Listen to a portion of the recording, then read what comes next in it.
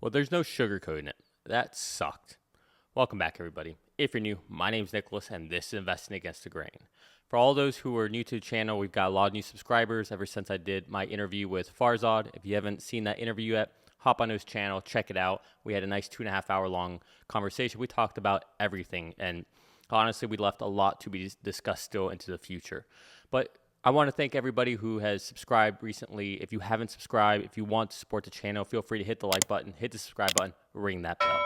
All right, let's talk about today, and then I want to talk more about Tesla, the business, and things we recently heard from Elon during his recent FT interview.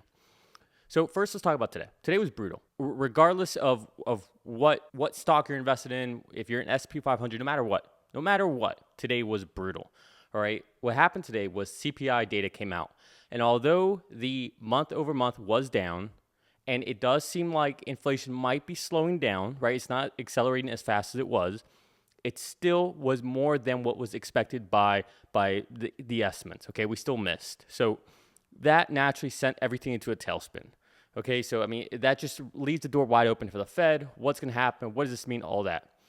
My big issue with everything to do with the Fed, though, is that it seems like, and you know, this isn't a left or right thing, okay? Honestly, both sides have their flaws and their good things, but I saw Biden talk today about what they intend to do. Look, spending more money is not going to get us out of this situation. Spending money is what got us into this. So government really needs to stop spending. And as far as the Fed raising interest rates, all that's going to do at this point, in my opinion, is hurt the economy. Now, yes, you want to raise them to an extent, right? Being at zero is also no good, at least not for the greater macro environment. But you have to understand, just raising rates, just sucking supply out of the market, or when I say supply, I mean monetary supply, money, right? Turning off the printing press, essentially. That alone isn't going to solve the problems. Why? Because we have inflation. And what's inflation? Inflation is a supply-demand issue. In other words, so much demand, very little supply. My big concern about all of this is that all this demand we have, all this supposedly consumers who are just flush with capital because they have these savings and they got all these stimulus checks and all this stuff, right? That's the narrative. I do not believe it for 1 second. I think people are getting leveraged up on credit card debt. We saw numbers recently. I think it was month over month or year over year. It was up 50%, or was it 100%? I don't remember off the top of my head. But the point is, the data is clear that people are taking out a lot more debt on credit cards. And I think that's a bigger issue that we'll eventually have to deal with in the greater scheme of things. But for right now, let's talk about what the Fed's doing. The Fed's trying to raise interest rates to essentially blunt the economy, right? To slow down demand. But here's the problem. There's other things going on. I've been talking about this for 2 months now? China shuts down. They go to zero COVID. Shanghai shuts down. Then Beijing shuts down. Then we have things going on with Russia, with the oil supply, right? And then you have Europe. They're essentially in a recession right now. All these things have ripple effects. So no matter what happens, no matter how much the Fed raises their interest rates, it doesn't fix the problem. And what's the problem? Supply chain. So let's get back to Tesla. What does this mean? Well, this means all this move, all these things you see right now happening, all these down days, essentially down almost 25% roughly over the last 12 days. Why is this happening? Well, it's happening because supply chain issues and the greater macro environment has nothing to do with Tesla. Tesla is as healthy today as it was when it was 1,200, as it was when it was 600. Okay, the company itself has not changed. All right, so I know today was a rough day. All I can say to you is we're all in this together, all of us, all right? No matter what you're going through, you have to keep in mind we're all going through the same thing, all right? And you have to at least, even if you don't know other people going through this, channels like mine, channels like other ones who follow Tesla or any other investment you might be into or any other investment channel you might follow, you have to understand we're all in this together one way or another. We're all going through the same pain. And it's not just you. It's your neighbor. It's your mailman. It's everybody, right? We're all feeling the impacts together.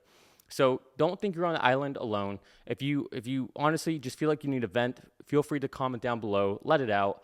I try to get back to as many of the comments as I can. There's a lot, so it's hard to get back to all of them, but I do my best. I definitely read them all. But with that said, I want to talk about things that are a little more optimistic. All right, I know, crazy thing to talk about when things are so chaotic right now. So what I want to talk about is this interview that Elon Musk had recently with, it was this forum FT Car I think it stands for Financial Times. I'm not sure. I'm not part of the publication, nor do I really care what it stands for. But what I care about is the context and the material we heard during the interview. So I want to just go through essentially the entire interview. I'm not going to show any clips or anything. I'm just going to talk about what I heard, what I took away, because I think there's a lot of very bullish things that we took away. Forget about the stock market right now. All right. The stock is completely disassociated from the company. So all we can do is focus on the company right now and see what's going on and make sure that we're still in a good investment and make sure that our thesis holds out over the long term. All right. We can't control the world. We can't control the macros. Let's at least make sure we're paying attention to what's going on within the company that we're invested. So with that said, let's talk about this interview. The interview kicked off essentially with JB Straubel and Elon Musk, right? They had a nice overlapping. And it was interesting because Elon essentially said that JB got him to go and test out this vehicle called the T0, which was a concept electric vehicle. And Elon tried very hard to get them to commercialize the T0, but they wouldn't, right? They wouldn't do it. I guess they didn't have the funding, whatever.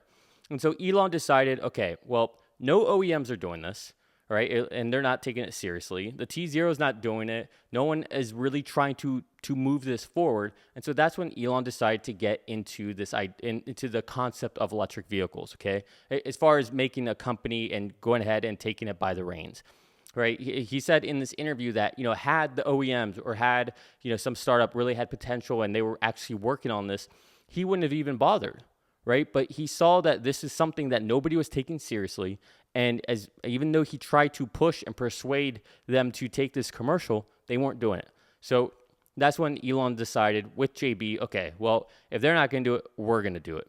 And that's when eventually they got introduced to the technically founders of Tesla, really just the people who incorporated the company. They had no prototype. They didn't have any investments. They had nothing, right? So that's when they essentially merged together, and that's when they went ahead and created Tesla. So that's the story of that. So I thought that was pretty interesting. It's even more interesting because JB, confirmed Elon's version of the story. So it gives a little more credibility towards, the drama there. But I don't want to focus on the drama today. So what was interesting is during the very beginning of this interview, Elon and JB talked about how stupid they were, how many mistakes they made over and over. To quote Elon, "We were huge idiots and totally wrong when building the original Roadster." Right? He essentially said that they made every mistake possible. He said, "We made so many mistakes, it's embarrassing. Everything we did was wrong." Why do I bring this up? Well, if you watch the interview I did with Farzad, it's exactly what we were talking about. We literally probably spent about 30 minutes talking about making mistakes and how you need to make mistakes to learn from it. And with that said, right now with your portfolio, if there's any mistakes you've made, if there's anything that's bothering you, take stock of that. No pun intended, but take stock of those mistakes, learn from them, iterate, and let's not make them again. All right, it's a good time to do that. But it was just very ironic that this was something that Farzad and I talked so much about, and here we are in this interview the very next day, or that very evening, and Elon and JB are talking about the exact same thing. So, if you haven't checked out that interview with us, check it out. Also, if you haven't checked the interview with Elon, check that out as well. All right, so let's continue here. So we found out that Tesla actually tried to outsource the manufacturing of their batteries via a barbecue company out of Thailand. Right? So this was the first moment I realized this interviewer just was not great, because that's a story no one has heard of. And that was a story worth asking more questions about. Right? Like, what do you mean you try to get a barbecue company out of Thailand to manufacture your batteries? Right? I would love to know more about that story. But this was, I think, the first sign of where Tesla and Elon started to realize outsourcing was not going to be the key towards what they want to do.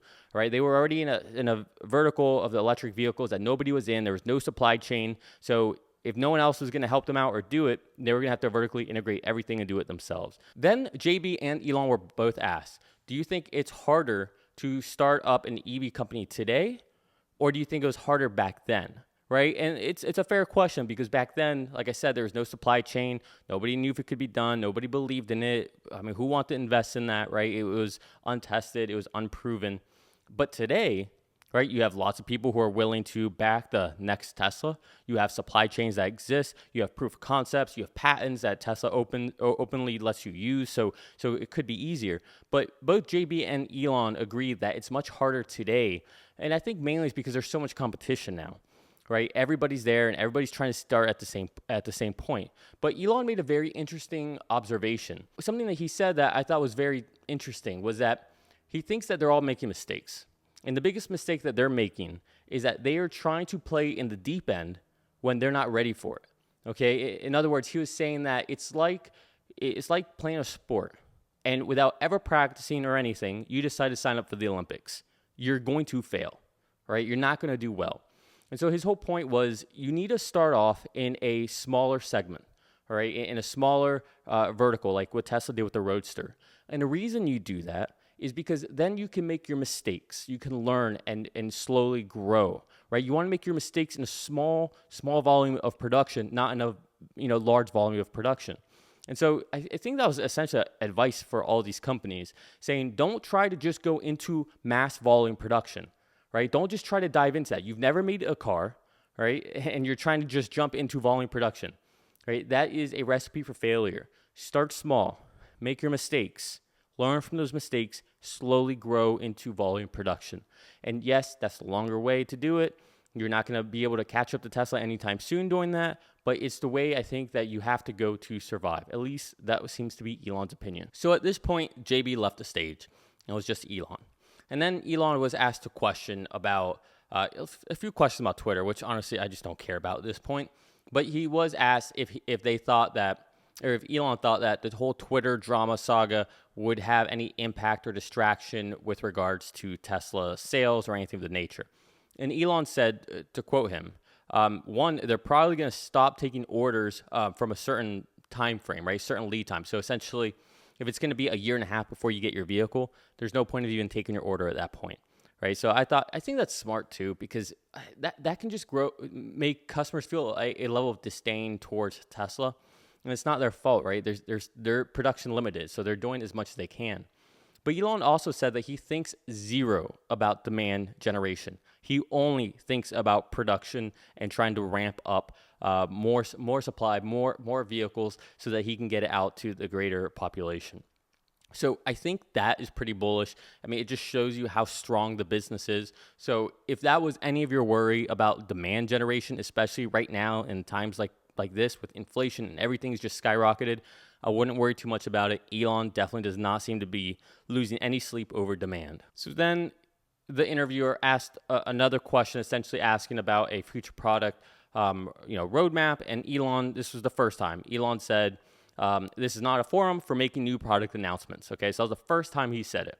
And you could tell Elon was a little annoyed. It started off with the Twitter stuff, and then it came into this, like, okay, this is not, and the interviewer must have known. I get it. You're an interviewer, and your job is to probably try and get him to slip up a little bit. But I feel like that's old journalism, old interviewing tactics. If anything, you should be asking questions that haven't been asked before. All right, you have this limited amount of time with Elon Musk, all right, arguably the most interesting person in the world right now. And you are wasting your time by asking questions you know he's not going to answer. All right, he's not going to slip up. So don't waste this opportunity you have. Right? There's so many people that would, give their left arm just to be able to get in front of him and have an interview. And so I think a lot of us take umbrage with this. Anyways, so then Elon went on to talk about the 20 million vehicles by 2030. All right, this comes up over and over, and people just don't believe it's possible, mainly because it's never been done before. Right? That's essentially combining Volkswagen and Toyota together, two largest auto companies, and combining their production, and that's what Tesla wants to do per year. And Elon said 20 million is an aspiration, not a promise. Essentially what they want to do is replace 1% of the entire global fleet per year. Right? So that's where the 20 million comes from. It's not a guarantee. It's not a promise. And honestly, that's why I haven't put in any of my models, the 20 million. I think my models, I'd have to look. And if you want to see my latest model from 2022, which at the moment doesn't look too accurate, but you can find a link to my Patreon down below. Anyways, so the 20 million is a goal. It's an aspirational goal.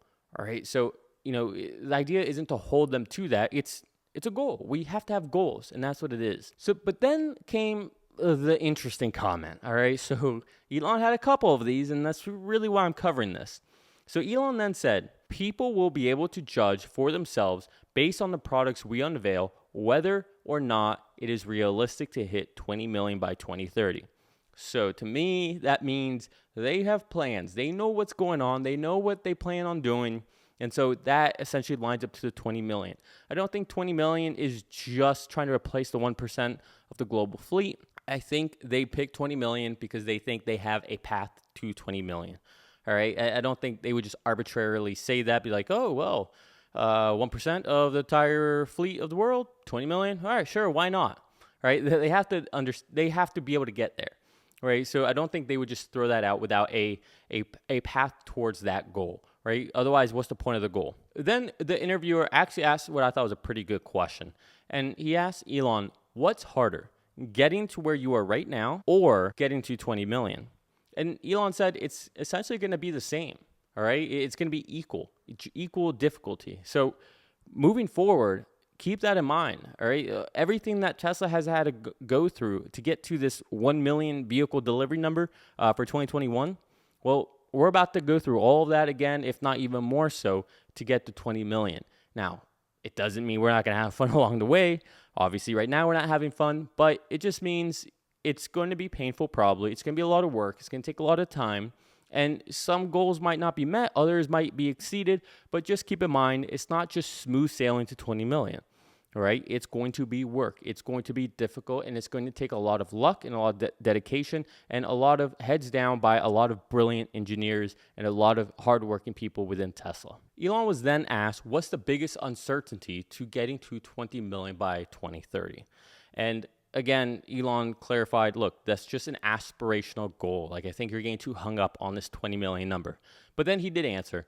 And he said the fundamental limitations that he sees is in about 3 years, probably lithium and cathode production, right? In about 3 years. And again, this just shows you that they're planning out this far ahead. And so I'm still convinced that Tesla is about to get into mining.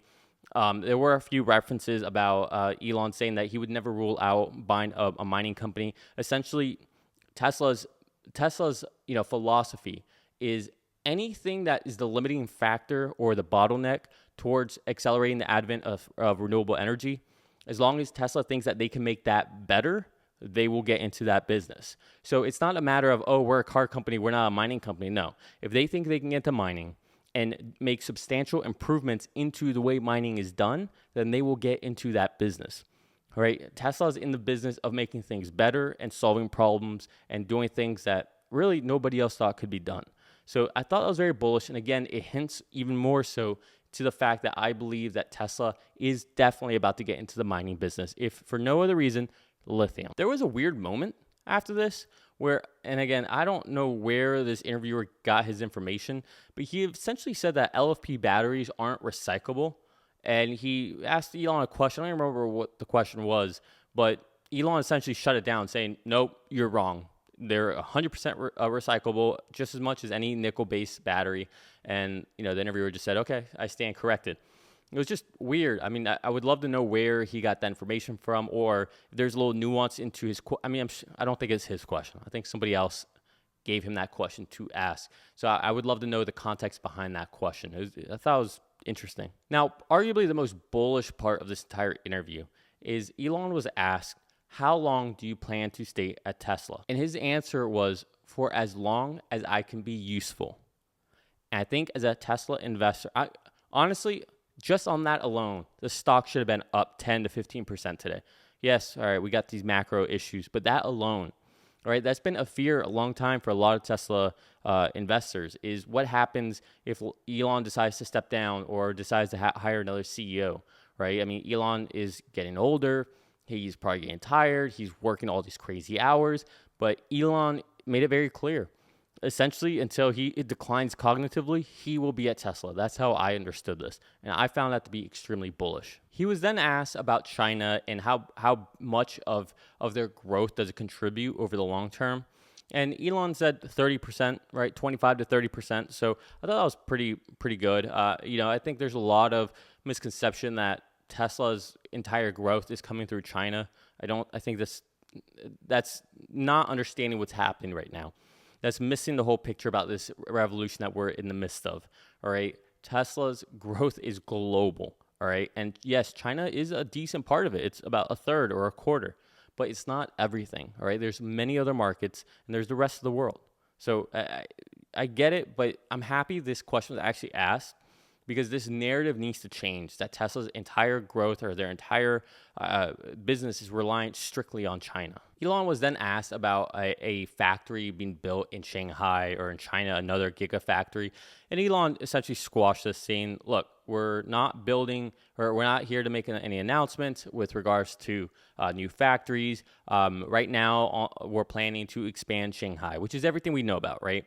We know Gigafactory Shanghai is going to expand to essentially get to 90,000 vehicles per month, but then they're also doing this other expansion as well, which I don't think that's seen as a new Gigafactory. I think it's just an extension of the existing. So I still think that's happening. The extra, call it 450, 500,000 vehicle factory that's set to be built.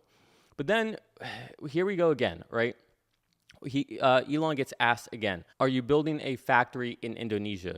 And Elon says again, this is not a venue for product announcements. And then what's the interviewer asked next? Oh, okay. Are you building a factory? Do you have plans to build a factory in the UK? And he says again, I refer you back to my previous answer. What a waste of time. What are you doing? You have such a small amount of time, and you're going to sit here and just ask questions that he's clearly not going to answer. It's almost like he ran out of questions to ask. It was honestly embarrassing. And more notably, you could tell Elon was starting to get pissed off. All right. Actually, he probably was already pissed off if you watched the interview.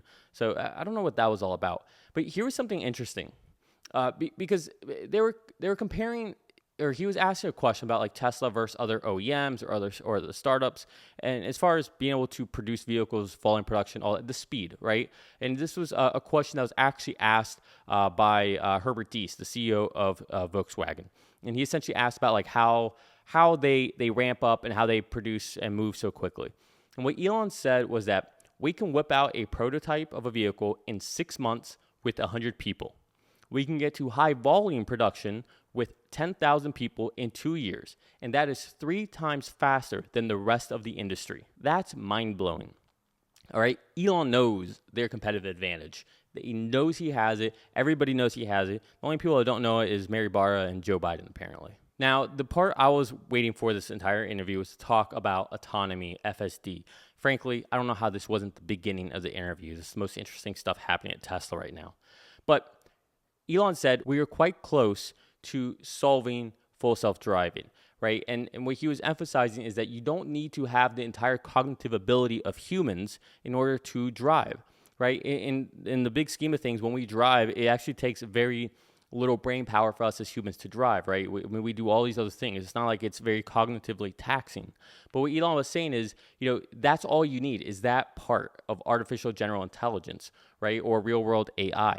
Is that level, right? And it's not that crazy that much to really get to. And so that is what Elon keeps saying, that, we're going to get to that, right? Essentially the silicon neural nets. And Elon continued to say that at this point, he thinks that we are no longer at a local maximum, and he thinks that we are quite close to being safer than a human. And he emphasized again, try beta and you will understand. And when he's talking about the maximums, essentially what he's saying is there's a lot of false dawns. So essentially it seems like you're doing well, and then all of a sudden you start to take shape of this logarithmic curve. Essentially a logarithmic curve. It's still technically rising, but it's plateauing, right? It's really a plateau. It's very limited improvements. You hit a local maxima. And so what Elon is saying now is that he thinks they're no longer in a local maximum. So this, again, the fact that we're in May and he's still saying this, and we have this new release about to come out, and he's still saying that he thinks that we'll get to it by the end of this year. I mean, that's 7 months away. All right. So I think this is pretty bullish that he's still saying this. And then he obviously emphasizes what we all know, saying, we will not just be safer than a human, but we will far exceed the safety of a human, arguably 10x. The interviewer then asked this question that honestly it's honestly like a question that you would probably slap someone for asking, just like the disingenuous and the narrative of it. But he asked Elon whether the lives that have been lost with autopilot are just a necessary evil or necessary tragedy that has to happen to get to this place with full self-driving. And Elon, I'm happy he stuck to his guns, right? He made it abundantly clear.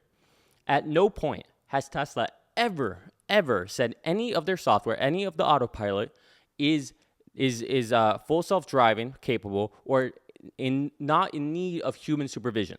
And he said, in fact, we make it annoyingly obvious and it just a hassle to not pay attention. Every time you start it, you have to acknowledge that you have to be in control of it, right? The constant touching of the steering wheel, the camera watching you, right? And whenever you sign up for it, whether it's FSD beta or use autopilot, it's plain English. It's not like it's this legal speak or anything of that nature. It's very clearly telling you you have to pay attention and you are in control at all times. So the point that Elon was saying that he didn't quite say, and I'll say for him, any of those deaths, anything that happened in regards to autopilot, that is not the fault of the software. That is the fault of a human who's not paying attention. Is it tragic? Yes.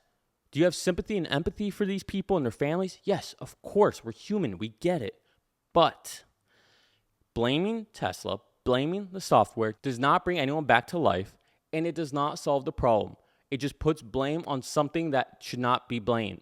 At the end of the day, we have to take responsibility for our own mistakes. Okay? We can't keep blaming others and other things for the mistakes that we make. That's got to stop at some point. It has to stop. In fact, you could argue that anytime you blame Tesla or their software for an accident, a death, or anything, when it actually wasn't their fault, you could potentially be costing lives of other people in the future because you're potentially delaying the progress of FSD, of autopilot. Think about that. How many lives might be lost every single day that we delay this progress, right?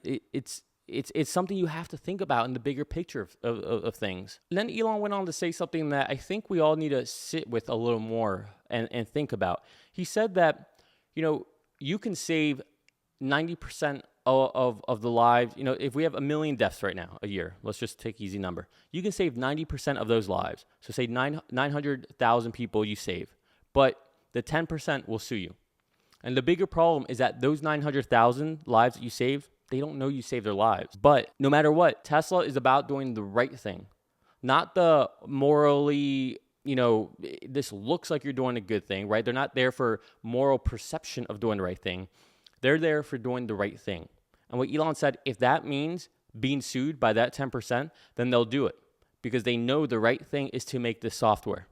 So they'll take the lawsuits, they'll go forth with it because they know it's the right thing to do for the greater world, for saving lives, for humanity. I think that says a lot about Elon and the company you're invested in. And that's why we invest in this company, right? It's not just about making money. It's about the bigger picture of it. Yes, making money is part of it, but there's more to it as well. Of course, the interviewer asked yet another question about another product release, and Elon once again said, this is not a venue for Tesla product releases. But Elon did give a little hint. And again, if you go back to the interview I had with Farzad, hey, credit to Farzad. I was 100% wrong about this. Well, it seems like I was wrong at least.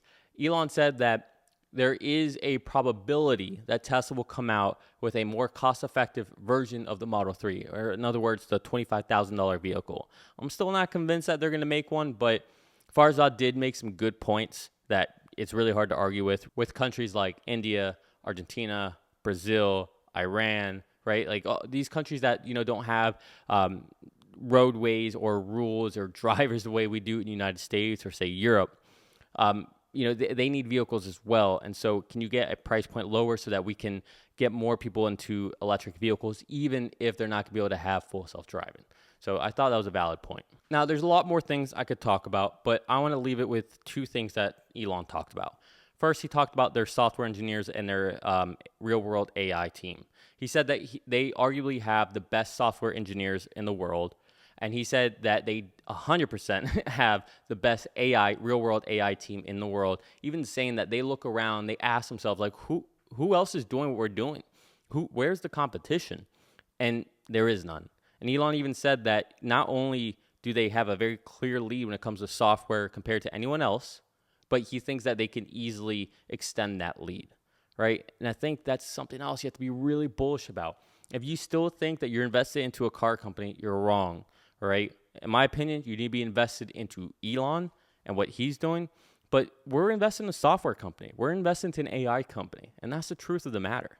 Now, I'll wrap it up with how Elon essentially ended it. And I think this is, in a day like today, after everything that's happened, forget today, in a day, in a month, in a year like we're seeing today, 2022, every single day seems like it's a crazy day. It's either 10, 15% down, it's up, it's down, it's up, it's down. I mean, we're back in the 700s. Whoever thought that would happen. Take Elon's message to heart. Elon was asked, does he think Tesla is solid as a company moving forward? And Elon said, the future of Tesla is extremely strong. We have no debt. We have a lot of cash.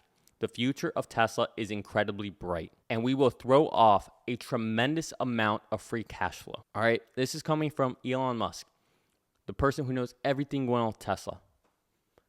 That is what you have to believe in. That's what I believe in. All right, that's what we're invested in.